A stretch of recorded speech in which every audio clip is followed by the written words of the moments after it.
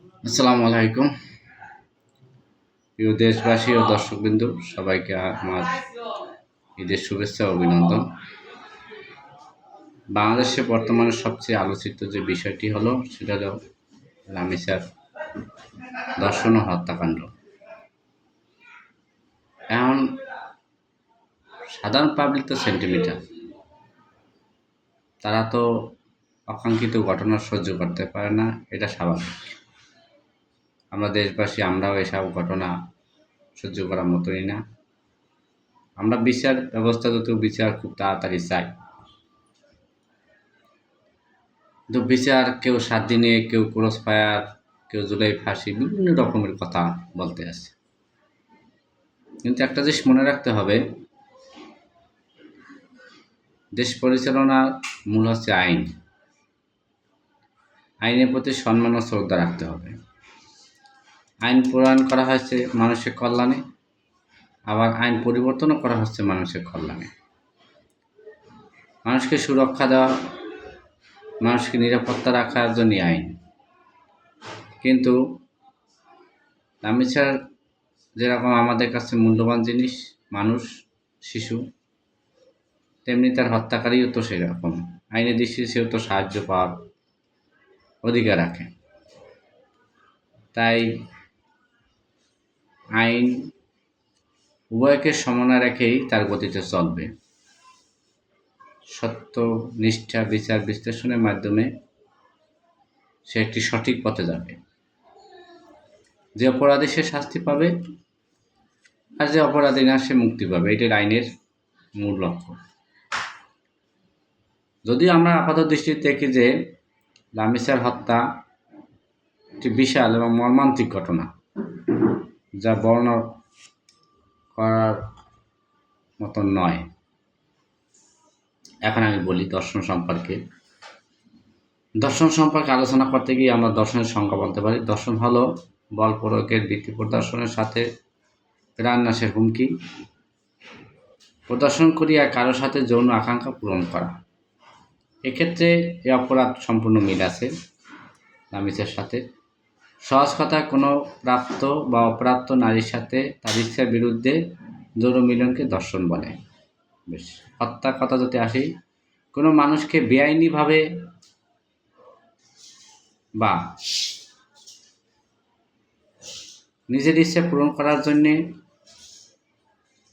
তার জীবন নেওয়াকে হত্যা বলে। ধারা দণ্ডবিধি 1860-এর 299 ধারা মতে কোনো ব্যক্তি মৃত্যুর উদ্দেশ্যে নিয়ে প্রাণনাশ করা ইত্যাদি। ইংরেজি থেকে মার্ডার বলে। মার্ডার শব্দ অর্থ মতে দণ্ডবিধি 300 ধারা মতে কোনো হীন উদ্দেশ্যে বা পরিকল্পনা থেকে ইচ্ছাকৃতভাবে কাউকে হত্যা করাকে মার্ডার বলে। কিন্তু লামিসার ক্ষেত্রে দুটোটাই ঘটছে। বাংলাদেশের দণ্ডবিধি 1860-এর 302 ধারা প্ল্যান করে স্ল্যাশ বিচার ব্যবস্থা চালু রয়েছে। বাংলাদেশের বিচার ব্যবস্থা লামিসার যে হত্যাকাণ্ডটা, বাংলাদেশের বিচার ব্যবস্থা যে আইনের ভিতরে পড়বে সেটা হচ্ছে নারী ও শিশু নির্যাতন দমন আইন। এখন নারী ও শিশু নির্যাতন দমন আইন 2000 অধীনে পরিচালিত হয়। এই বিধান অনুসারে 15 দিনের মধ্যে তদন্ত গঠন, 90 থেকে 180 দিবসে বিচার কার্যব্যবস্থা সম্পন্ন করা বাধ্যতামূলক করা হয়েছে। ইচ্ছে করলে কোনো কোনো ক্ষেত্রে বিচারকেরা বা রাষ্ট্রের যারা প্রধান আছে তারা দেশের স্বার্থে এই বিচার ব্যবস্থা কার্যদিন কমিয়ে আনতে পারে। এখন হচ্ছে নানা পদক্ষেপ। বাদীর ভিকটিমের জবানবন্দি, এই বিচার পরিচালনা করতে হলে যে কাজগুলো করতে হবে, বাদী ভিকটিমের জবানবন্দি বা বিচার ব্যবস্থা দাবি করা, প্রমাণ গ্রহণ, আমানত দাখিল করা, তারপর মামলা গ্রহণ করা, এফআইআর করা, তদন্ত বা ইনভেস্টিগেশন করা, সরকারি বা প্রশাসনিক কোনো ব্যক্তি পরগণ সেখানে গিয়ে প্রদর্শন করা এবং সাক্ষ্য গ্রহণ করা, রেকর্ড করা, চার্জশিট, অভিযোগ গঠন করা, বিচার ব্যবস্থা সাক্ষ্য গ্রহণ করা, সত্য মিথ্যা যাচাই বাছাই, আর্গুমেন্ট এবং সাক্ষ্য গ্রহণ করা, সর্বশেষ সাজা প্রদান করা। এখন সাজা প্রদান করলেই তো হবে না, তারও তো বাঁচার ইচ্ছে আছে, সেও তো আইনের ফাঁক পুকুর দিয়ে যাইতে পারবে, এই জন্য রয়েছে আপিলের ব্যবস্থা। যাই হোক, আইনের ধারণাটা কখন আসছে? আমরা তো মূলত যে সকল মানুষ বাংলাদেশে বাস করি, এর বেশিরভাগই হচ্ছে মুসলিম ও হিন্দুদের সংখ্যা খুবই কম। কিন্তু এদেশের শাসন ব্যবস্থা পরিচালনা করার জন্য আইন তো আজকে আসে নাই। আর আইন তো আমাদের ধর্মীয় কোনো আইনের ভিত্তিতে তৈরি হয় নাই। এটা একটা মিশ্রণ, এটা একটা সংমিশ্রণ, যা মানুষকে সুরক্ষার জন্য তৈরি হয়েছে। মানুষ এগুলো গঠন করছে যাতে মানুষের বিচার ব্যবস্থা সঠিক ব্যবস্থায় পরিচালনা করা যায়।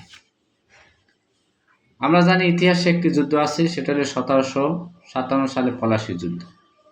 এই পলাশী যুদ্ধের মাধ্যমেই ব্রিটিশরা এদেশের শাসন ব্যবস্থা দায়িত্ব গ্রহণ করে এবং 1765 সালে তারা দেওয়ানি লাভ করে এবং রেগুলেটরি অ্যাক্ট 1773 সালে আইন পাশ করে। এই আইনের মাধ্যমে কলকাতা সহ বিভিন্ন দেশে তারা সুপ্রিম কোর্ট বা শাসন ব্যবস্থার জন্য প্রতিষ্ঠান স্থাপন করেন। পিটার্সের আইনে 1884 সালে বাণিজ্যিক এবং রাজনৈতিক আইন পরিচালনার জন্য তৈরি করা হয়। 1860 সালে আইন কমিশন ভারতীয় দ্বন্দ্ববিধি লর্ড মেকারের নেতৃত্বে গঠন করা হয়। 1872 সালে আইন সাক্ষ্য আইন প্রণয়ন করা হয়। 1898 সালে ফৌজদারি সিআরপিসি গঠন করা হয়। বিচার ব্যবস্থা, এই ব্যবস্থা পরিবর্তনের জন্য লর্ড কর্নওয়ালিস করল কি, একে দুই ভাগে বিভাগ করল, এক হল দেওয়ানি ও ফৌজদারি। দেওয়ানি তো মূলত জমি জমা সংক্রান্ত নিয়ে এই দেওয়ানি আইন গঠন করা হয়। দেওয়ানি আইনের মূল কাজ হচ্ছে জমি জমা সংক্রান্ত বিবাদ বিভাজন। যারা হিন্দুদের বিধান অনুসারে হিন্দুদের জমি বন্টন হবে, মুসলিমদের বিধান অনুসারে মুসলিমদের জমি বন্টন হবে।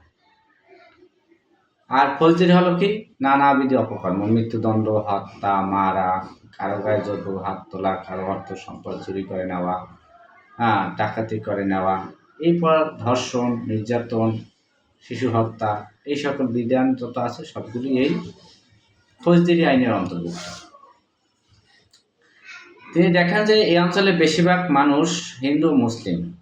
আইনে কোথাও গোড়াপত্তন খেয়াল করে তিনি দেখেন যে এই অঞ্চলে বেশিরভাগ মানুষ হিন্দু মুসলিম, তাই তাদের মধ্যে মতবাদের উপর ভিত্তি করে নানা রকমের ফৌজদারি ও আলমকি সংস্কারকারী এই বিচার ব্যবস্থা চালু করে। এখন এটা চালু করার কারণটা কি? যদিও ভারতবর্ষে দুই শ্রেণীর মানুষ বেশি, হিন্দু আর মুসলিম। হিন্দুরা চাইছে তাদের বিধান অনুসারে বিচার ব্যবস্থা পরিচালনা করতে, শাস্তির বিধান, আর মুসলমানরা চাইছে মুসলমানদের ধর্মীয় বিধান অনুসারে শাস্তির বিধান পরিচালনা করতে। এখন এই দুই বিধান অনুসারে দুই দেশ পরিচালনা করা তো সম্ভব না, তাহলে দুইটা আইন প্রণয়ন করতে হয়। এই দুই আইন থেকে একটা সঠিক পদ্ধতি বা সঠিক নিয়ম বের করার জন্যই এই সংস্কারটা করা হয়েছে। এর কারণ কি?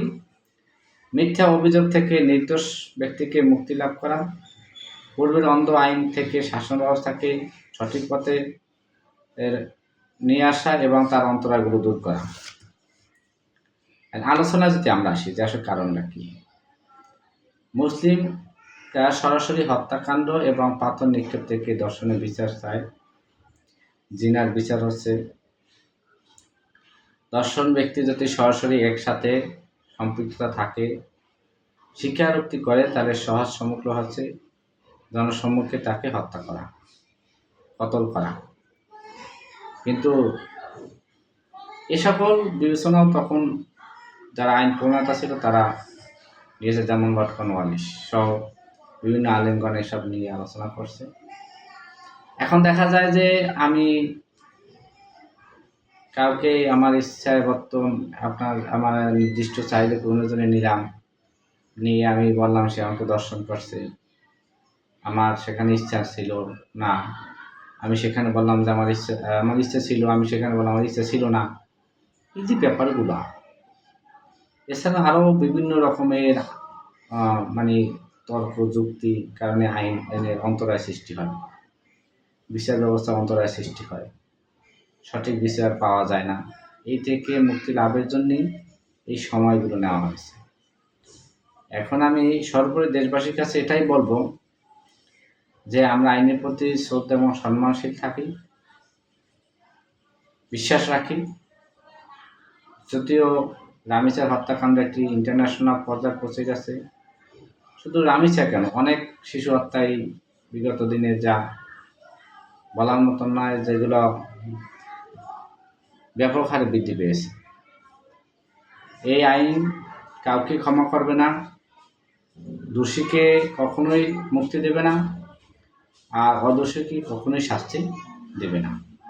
এটা বিশ্বাস রেখে আমরা আইনের প্রতি শ্রদ্ধা রেখে, কোন নেতা কোন মন্ত্রী কি বলছে এগুলো আমরা মাথায় না রেখে আমরা আইনের প্রক্রিয়ায় চলে যাই। সে আইনি প্রক্রিয়ার মধ্যে আরও অনেক বিধান রয়েছে, যেগুলো আমি কিছু বলি নাই বা বলার সুযোগ পাই নাই। যাই হোক, আপনারা আমার কথায় বা কোনো ইনফরমেশনে ভুল থাকলে সেগুলো অবশ্যই জানাবেন। ধন্যবাদ। সবাই সুখে থাকুন, শান্তিতে থাকুন এবং রামিচার যেন সঠিক বিচার হয় এই পক্ষে আমি আছি। আল্লাহু আকবার।